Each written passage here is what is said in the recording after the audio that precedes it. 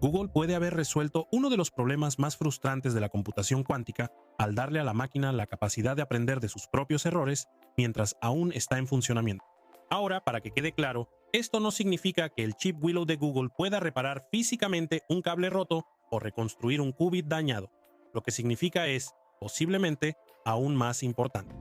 El sistema ahora puede notar cuándo sus controles se están desalineando, identificar qué configuraciones están causando problemas y reajustarse a sí mismo sin detener la computación.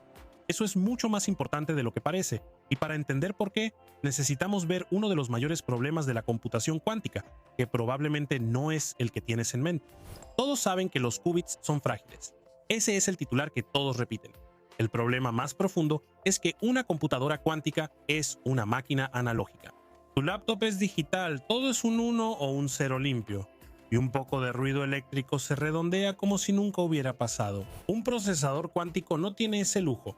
Los qubits se controlan mediante señales físicas de microondas, y cada una de esas señales tiene una frecuencia, una amplitud, una fase, y todos esos números tienen que ajustarse con una precisión absurda. No es suficiente con acercarse, tiene que ser exacto. Y aquí está el problema. Esos números no se mantienen fijos.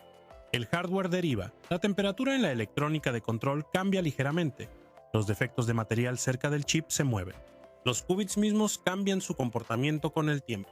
Así que un conjunto de parámetros de control que era perfecto hace una hora, ahora ya es incorrecto sin que se note. Y cada compuerta que ejecutas con esos valores obsoletos está inyectando nuevos errores en tu proceso de cómputo. Piensa en una orquesta donde los violines se desafinan cada par de compases. La música no se detiene porque los músicos sean malos. Se detiene porque tienes que seguir afinando. Esa es, en este momento, la realidad operativa de usar una computadora cuántica. Y la forma en que el campo ha lidiado con esto hasta ahora es brutalmente simple. Abortas la computación. Apagas todo, ejecutas tus rutinas de calibración, vuelves a afinar todo y luego empiezas de nuevo. Lo cual está bien cuando tu experimento dura unos segundos. Es una catástrofe cuando no es así. Porque los algoritmos para los que la gente realmente quiere las computadoras cuánticas, como simular reacciones químicas, romper el cifrado RSA, ese tipo de problemas, esos no son trabajos que duren segundos. Las estimaciones los sitúan en días, a veces meses de ejecución continua. No puedes detener un cálculo que dura un mes cada vez que tu hardware falla. Que la calibración y el cálculo sean dos modos separados y mutuamente excluyentes es una barrera enorme para lograr algo realmente útil. Entonces, ¿cómo afinas los instrumentos mientras la música sigue sonando? Ahora, antes de la respuesta, hay un mecanismo que necesitas conocer porque todo el truco depende de él. Corrección de errores cuánticos. El problema principal al corregir errores en una computadora cuántica es que al observar un qubit, lo destruyes. Medirlo colapsa la superposición, así que no puedes simplemente echar un vistazo para ver si todo está bien. El acto de revisar es el daño. La solución es la redundancia. Tomas un montón de qubits físicos y los entrelazas para formar un qubit lógico mucho más robusto. Luego ejecutas verificaciones de paridad especializadas que nunca tocan la información en sí. Esas verificaciones te dan una salida binaria, error o sin error. Así es como tomas el ruido analógico desordenado y lo conviertes en algo digital sobre lo que realmente puedes razonar. El problema es que estas señales son vagas. Un evento de detección te dice que ocurrió un error en algún lugar dentro de una región limitada de espacio y tiempo en tu circuito. No te dice dónde. Escuchas una nota desafinada, pero no tienes idea de qué músico la tocó. Para eso sirven los decodificadores. Google tiene el decodificador de red neuronal Alpha Qubit, entrenado con datos de hardware real, y el decodificador algorítmico Tesseract, que busca el patrón de error más probable. Les das los eventos de detección. Ellos infieren que probablemente salió mal y te devuelven la corrección.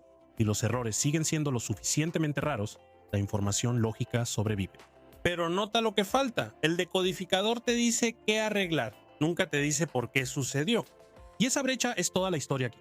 Algunos de esos errores son inevitables. La decoherencia, cuando el sistema cuántico se filtra hacia su entorno, es física fundamental.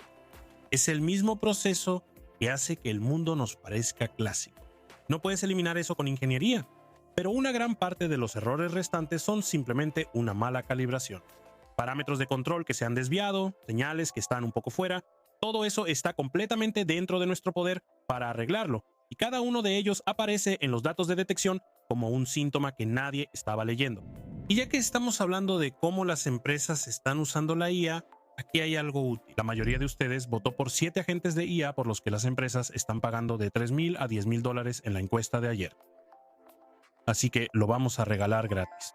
Desglosa exactamente los agentes que las empresas están comprando, cuánto cuestan, quién los necesita y cómo identificar a los clientes correctos. También cubre el ROI, las tarifas de configuración, los honorarios de retención y cómo podría verse una lista realista de clientes de $10,000 al mes sin necesidad de programar nada. Puedes conseguirlo a través del enlace en la descripción del video.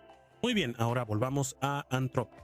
Muy bien, ahora volvamos al video. Así que la respuesta tradicional a la calibración era la física. Décadas de física. Construyes un modelo preciso del sistema, aíslas los parámetros para que no interfieran entre sí y diseñas experimentos dedicados que se enfoquen en unos pocos a la vez. ¿Quieres calibrar la frecuencia de un pulso de microondas? Espectroscopía. ¿Quieres calibrar la amplitud? Oscilaciones de Rabi. Google con el tiempo formalizó todo en un marco automatizado que recorre un grafo acíclico dirigido, modificando el orden correcto para calibrar todo, destilado de décadas de investigación en control cuántico. Funciona, los ha llevado a la escala de unos pocos cientos de qubits, pero los modelos hechos a mano tienen límites. Eso no es algo cuántico, es un patrón. La visión por computadora temprana se estancó al intentar describir el mundo con reglas geométricas rígidas. La robótica todavía lucha con ecuaciones cinemáticas que se desmoronan en cuanto entran en juego la fricción real y la dinámica de contacto. El plegamiento de proteínas se consideraba básicamente intratable para la modelación basada en la física hasta que llegó AlphaFold y simplemente lo aprendió a partir de datos. Cada uno de esos casos se destrabó de la misma manera y el control cuántico estaba justo en ese límite. A medida que los chips mejoran, los errores que quedan son los más raros, canales exóticos de baja probabilidad que provienen de las suposiciones simplificadas integradas en tu modelo o de la física del dispositivo que nadie ha caracterizado todavía. Tu modelo no puede arreglar lo que no sabe que existe, lo que nos lleva a la idea principal, y es tan elegante que resulta un poco frustrante que nadie lo haya hecho antes. El proceso de corrección de errores cuánticos ya está generando un flujo continuo de eventos de detección de errores, constantemente. Esos datos ya se usan para la decodificación, así que Google les dio un segundo propósito. Los mismos datos, dos funciones. Todavía van al decodificador para corregir el estado lógico, pero también se le entregan a un agente de aprendizaje o refuerzo como señal de entrenamiento. El agente observa qué detectores se están activando, aplica deliberadamente pequeñas perturbaciones en todos los parámetros de control al mismo tiempo y aprende a correlacionar ajustes específicos con cambios específicos en el rendimiento. Causa y efectos separados del ruido de manera continua mientras la computación se ejecuta. Sin embargo, hay un verdadero obstáculo técnico ahí. El número que realmente te importa es la tasa de error lógico, pero no puedes optimizarla directamente. Se suprime exponencialmente con el tamaño del código, lo que significa que medirlo con precisión requiere una cantidad exponencialmente enorme de ciclos. Es un solo escalar y estás tratando de dirigir miles de parámetros con él.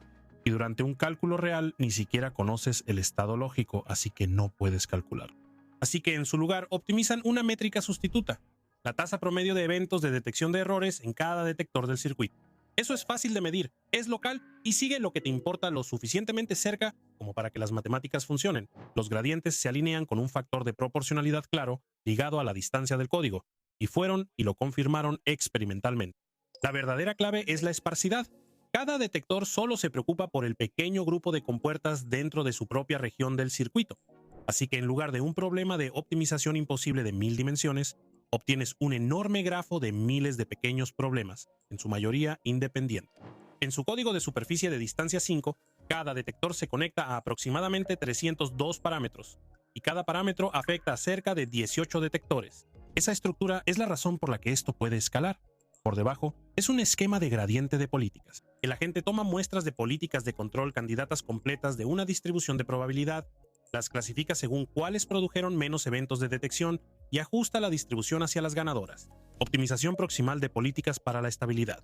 Regularización de entropía para que nunca deje de explorar. Un buffer de repetición para la eficiencia de muestreo. Aprendizaje por refuerzo moderno estándar aplicado al hardware superconductor. Ahora los resultados. Lo ejecutaron en Willow y lo hicieron de dos maneras muy diferentes. Primero, toma un procesador que ya ha sido calibrado al máximo. Toda la pila tradicional, además de una extensa optimización por expertos humanos, científicos reales, aplicando intuición física a los casos límite que no puedes automatizar. Luego, deja que el agente actúe sobre eso. Encontró otra reducción del 20% en la tasa de errores lógicos, de manera consistente en múltiples ejecuciones independientes tanto en el código de superficie como en el código de color. 20% del rendimiento que décadas de teoría de control cuántico y experiencia humana simplemente habían dejado sin aprovechar. Eso los llevó a números récord. Su código de superficie de distancia 7 alcanzó una tasa de error lógico de 7.72 por 10 a la menos 4 por ciclo, decodificado con Alpha Qubit 2.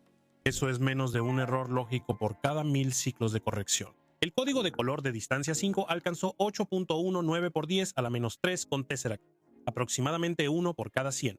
Es lo mejor que alguien ha demostrado en cualquier plataforma de qubits, punto. Segundo experimento, lo rompieron a propósito. Inyectaron deriva artificial directamente en los parámetros de control. Cambios bruscos, ondas senoidales lentas, pulsos estroboscópicos en las intensidades de acoplamiento CZ, amplitudes y frecuencias de pulsos X y en diferentes puntos de la cuadrícula de qubits. Una política de control fija se degrada exactamente como esperarías. Las tasas de error aumentan a medida que los parámetros se vuelven obsoletos. El agente sigue la deriva y mantiene la tasa de detección por debajo de donde comenzó. Cuando aplicaron un cambio tipo escalón en la amplitud del pulso, la recuperación tomó alrededor de 130 épocas de aprendizaje, lo que te da un número concreto de qué tan rápido reacciona esto. A nivel lógico, eso resultó en una reducción del 24% en la tasa de error y una mejora de 2.4 veces en la estabilidad.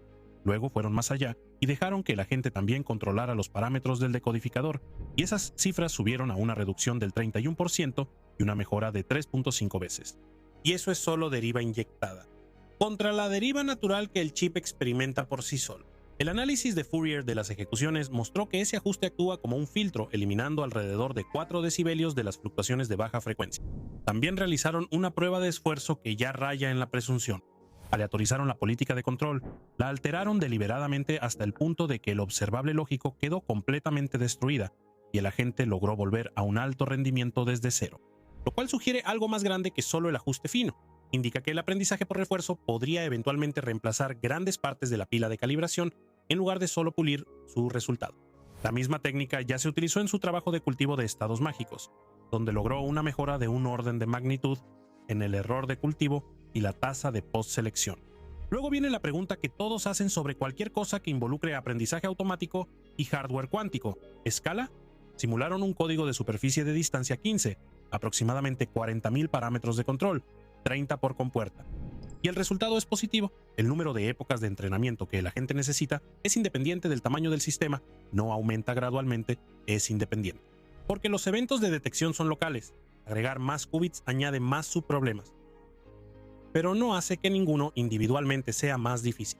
La convergencia sigue una ley exponencial clara, y la tasa depende de cuántos parámetros tiene cada compuerta, no de qué tan grande sea la máquina. Hay una limitación genuina, y son francos al respecto.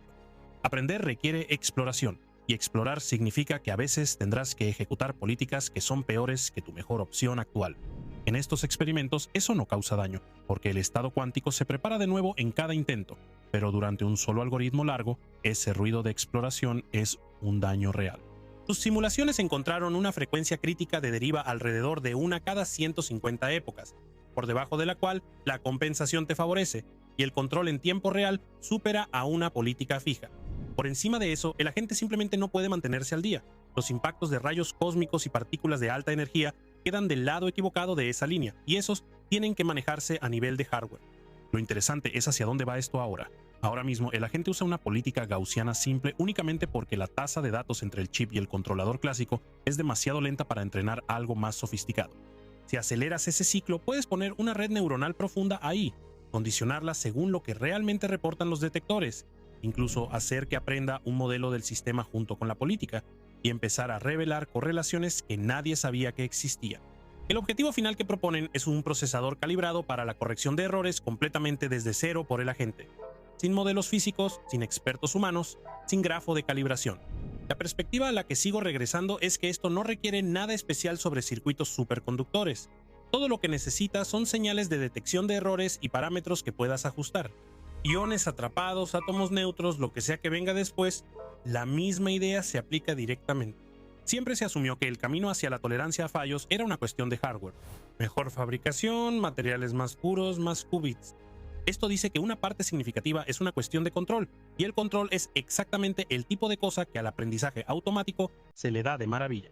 De todos modos, el artículo es de acceso abierto en Nature si quieres todos los detalles, y dejaré el enlace abajo. Gracias por ver el video. y nos vemos en el próximo.